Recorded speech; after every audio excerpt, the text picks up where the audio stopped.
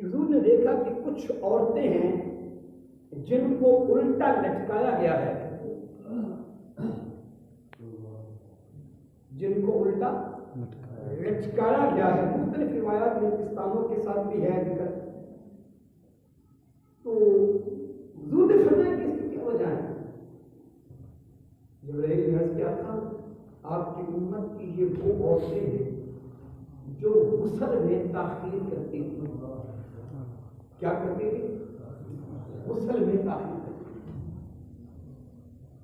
اب نماز کا مقصد تو یہ تو نہیں نا کہ 4 اشعار پڑھ دیے جائیں اور لچھے دار تقریر ہو جائے اور داد اچھی خاصی بندے کو مل جائے تو محفل ہو گئی.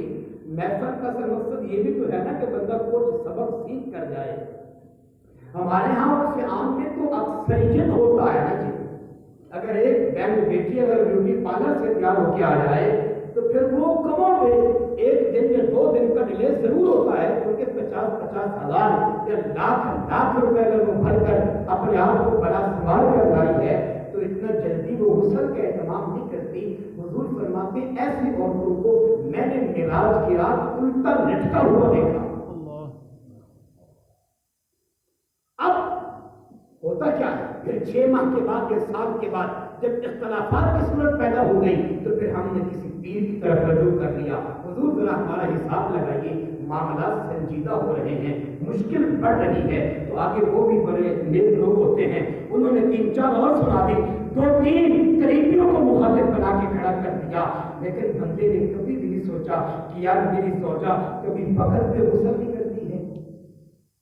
جس نحوست میں یہ ہے جو نبی کریم کا صحیح فرمان ہے بخاری میں، جس گھر کے اندر جنابت والی عورت ہو یا مرد، اس گھر میں رحمت کے فرشتے داخل نہیں ہوتے.